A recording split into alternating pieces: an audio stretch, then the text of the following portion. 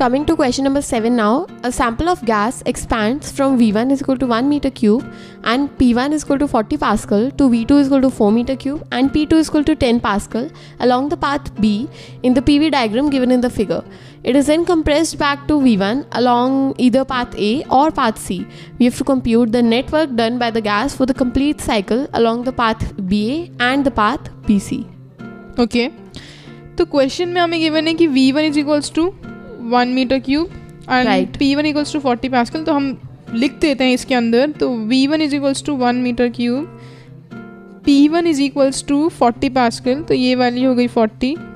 Then V2 is equals to 4 metre cube, then P2 is equals to 10 pascal. Okay, that's right. So it is ठीक है. Finally ये है कि initial stage तो है कि ए पॉइंट से इस स्टेज से दूसरी स्टेज तक लेके जा रहे हैं और फिर finally back to that stage लेके जा रहे हैं, लेकिन थ्रू प्रोसेस ए और थ्रू प्रोसेस सी. अब मुझे निकालना है work done by the gas for the complete cycle along path B A and path B C, along path B A along path B C. Okay, तो सबसे पहले हमें ये बताना चाहिए कि वर्क डन निकालना है. तो work done is equals to area under the curve. Okay, तो एरिया अंडर द कर्व, तो हम बोलेंगे कि for the cycle B A, for the cycle B A area under the curve will be equals to half, क्योंकि ये right angle triangle है. तो area under the curve will be equals to half into base into height which is equals to half. Base is equals to 3 क्योंकि this difference is 3, this distance is 3, so this is like 3. Height is equals to 40 minus 10 which is equals to 40 minus 10 and this is like work done इतने joules. Okay, that is right, which is equals to 45 units. Basically हमने graph से बस values manipulate करके visualise की और फॉर्मूले में लगा दिया. हाँ, ठीक है. अब this work done is the magnitude of work done. कैसे पता चलेगा ये प्लस होगा या माइनस होगा? सी, इस पूरे में दिस वर्क डन जो हो रहा है वो इस प्रोसेस में नहीं हो रहा है बिकॉज वॉल्यूम इज कांस्टेंट. तो वर्क डन हो रहा है इस प्रोसेस में और इस प्रोसेस में, बट इस प्रोसेस में वर्क डन पॉजिटिव हो रहा है because okay I am sorry, work done इस प्रोसेस में वर्क डन नेगेटिव हो रहा है बिकॉज ये वाला जो है ये एंटी क्लॉकवाइज है, तो work done is negative. Right, और इसके लिए ये क्लॉकवाइज डायरेक्शन में जा रहा है तो वर्क डन इज पॉजिटिव. ठीक है, तो इस बी ए साइकिल में देखेंगे तो work done is total net work done is negative because ये नेगेटिव वाला प्रोसेस का ज़्यादा वर्क डन है. तो this is the magnitude of work done. So actual work done for B A cycle is equals to -45 negative हो जाएगा work. That's right, हमें sign देखना बहुत ज़रूरी है. ओके, अब नेक्स्ट वाले साइकिल जब बी सी साइकिल को हम कंसिडर करेंगे, considering the cycle B C, हम बोलेंगे कि जो वर्क डन है that is equals to area under the curve, और एरिया है राइट एंगल ट्राइंगल का. So which is equals to half into base into height, that is half into base, this is the base, BC का ये वाला base है which is equals to 4 minus 1 into height is equals to this height which is equals to 40 minus 10, that is right. 40 minus 10 ये भी आ जाता है calculate करने से 45 यूनिट्स. ओके, इसके साइन को पता करने के लिए कैसे पता करेंगे, बिकॉज ये जो वर्क डन है ये इस साइकिल का वर्क डन है, बट इस साइकिल में इस प्रोसेस में वर्क डन 0 है because volume is constant eight V1, और इस प्रोसेस में work done is positive because ये क्लॉकवाइज डायरेक्शन में है, और इस प्रोसेस में वर्क डन इज नेगेटिव. तो ये वाले प्रोसेस का वर्क डन ज़्यादा है बिकॉज इसके नीचे का एरिया ज़्यादा है, और इसमें से ये वाले प्रोसेस का वर्क डन माइनस करना है, मतलब इतना माइनस करना है, तो ये पॉजिटिव आ जाएगा net. So this work done by B C cycle should be equals to plus 45 joules. Right. Okay, तो basically this was a question number 7. इसमें कुछ वैल्यूज होती है जो हमें ग्राफ में दी होती है, कुछ होती है जो क्वेश्चन में भी दी होती है. हमें जस्ट ग्राफ रीड करना आना चाहिए उसी से, क्योंकि हमने वैल्यूज़ ली हैं और फिर सिंपल फॉर्मूला में अप्लाई किया है, और साइन का ध्यान रखना बहुत ज़रूरी है. Right, so this was question number 7.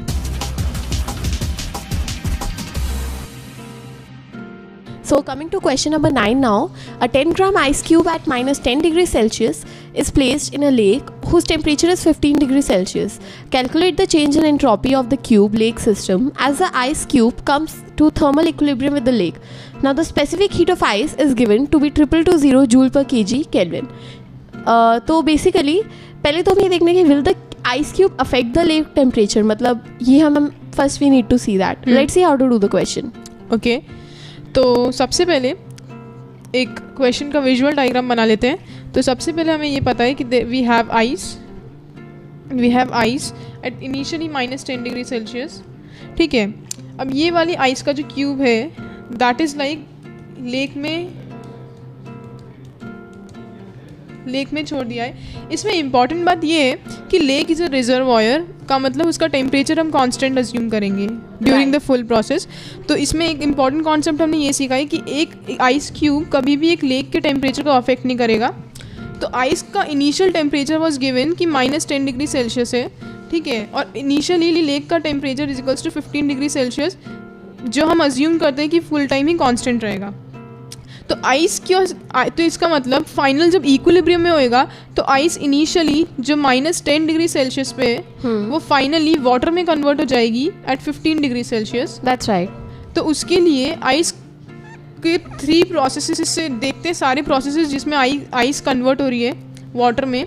तो first of all ice -10 degree Celsius से आइस 10 डिग्री सेल्सियस में कन्वर्ट होगी, ठीक है, और उसके बाद वो वापस से ice 10 degree Celsius water 10 degree Celsius में कन्वर्ट होगा, और फिर ये water 10 degree Celsius water 15 degree Celsius में कन्वर्ट होगा। That's right. ओके, तो ये 3 प्रोसेसेस है, प्रोसेस 1, प्रोसेस 2 एंड प्रोसेस 3।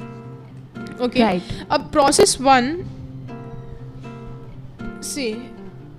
1 को हम एनालाइज करेंगे। तो this is the process 1।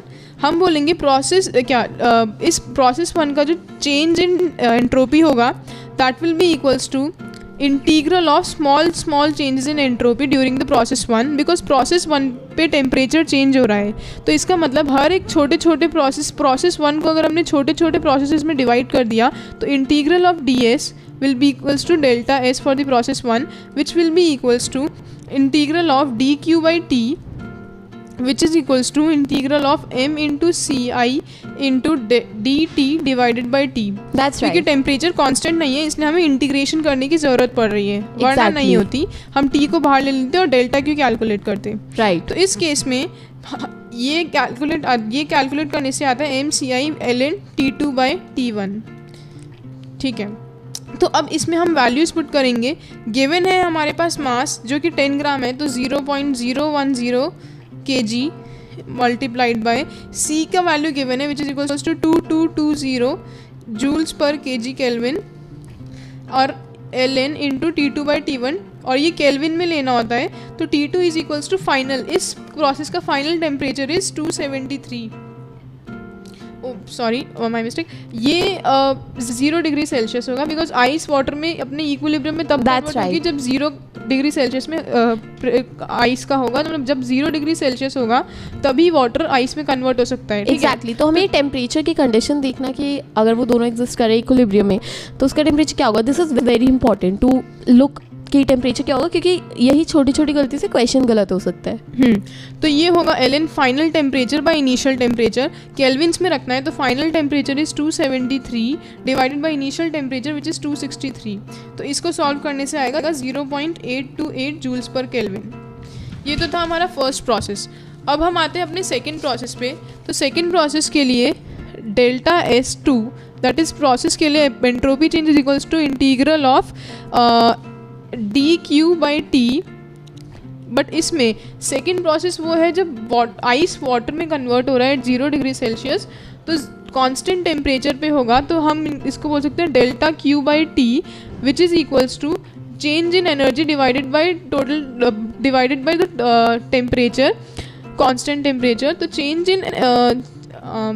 In energy will be equals to m into LF, because latent heat of fusion use करेंगे हम, क्योंकि ये ट्रांसफॉर्म हो रहा है एक फेज से दूसरे फेज में। Right, exactly. तो इसलिए mLF डिवाइडेड बाई t होगा which will be equals to, हमें वैल्यूज गिवन है क्वेश्चन में, 0.010 kg into 333 into 10 to the power 3 kg joules per kg divided by temperature. वो कांस्टेंट टेम्परेचर है 0 degree Celsius which is equals to 273 kelvin, exactly, which is equals to 12.20 joules per kg।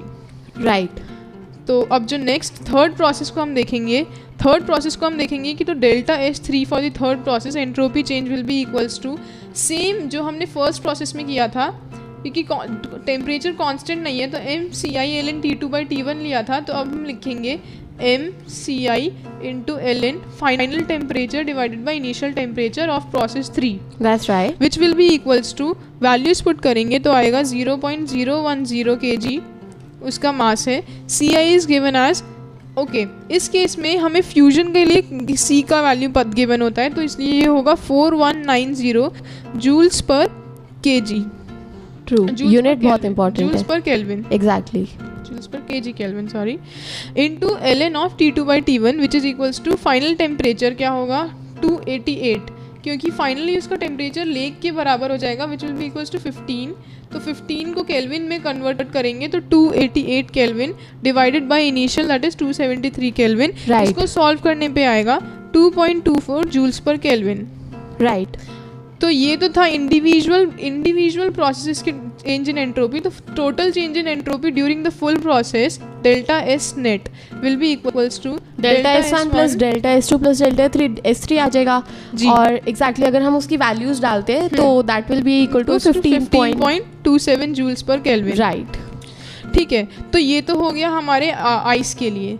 Ice के लिए जब ice ने initial से final phase में transfer किया तो ये होगा. अब अगर रिजर्वायर को देखें तो रिजर्वायर के लिए जो टोटल डेल्टा एस है that is Q by T. That's right. क्योंकि रिजर्वायर का टेम्परेचर कांस्टेंट होता है इसलिए हम इसको Q बाई टी बोलेंगे. और Q रिजर्वायर के लिए होगा जो कि total energy given out by ice will be equals to total energy which is absorb by reservoir which will be equals to Q1 plus Q2 plus Q3 और क्योंकि हमें वैल्यू पता है कि MC डेल्टा T आ जाएगा. Calculate करते हुए सब Q की वैल्यू ही कैलकुलेट करी थी सबसे पहले.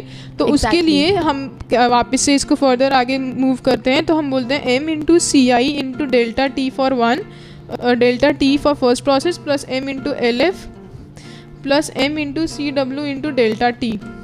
तो इसमें बस अब हमें से वैल्यूज डालने राइट करेंगे. तो ये फाइनली वैल्यू जो आ जाएगी वो होगी 4.18 into 10 to the power 3 joules. ठीक है, अब ये तो था ओके ये एंट्रोपी था. अब इसको divided by total that is 288 kelvin. तो ये divide by constant temperature which is equals to minus 4.18 into 10 to okay this is plus 4.18 into 10 to the power 3 divided by 288 joules. Right. ठीक है, but ये तो है मैग्नीट्यूड ऑफ एंट्रोपी. तो अब ये तो है मैग्नीट्यूड ऑफ एंट्रोपी. राइट. अब हमें साइन कैसे पता चलेगा, बिकॉज रिजर्वायर जो है वो हमेशा एनर्जी वो अभी एनर्जी एब्जॉर्ब कर रहा है आइस की. राइट. वो अभी एनर्जी रिमूव कर रहा है. लेक एक्चुअली अपनी एनर्जी रिमूव कर रहा है और आइस को वाटर में पिघला रहा है. तो इसलिए वो एनर्जी रिलीज करेगा तो उसकी एंट्रोपी नेगेटिव हो जाएगी. तो उसके लिए delta S for the reservoir will be equals to minus 4.18 into 10 to the power 3 divided by 288 which will be equals to minus 14.51 joules per Kelvin. That's right.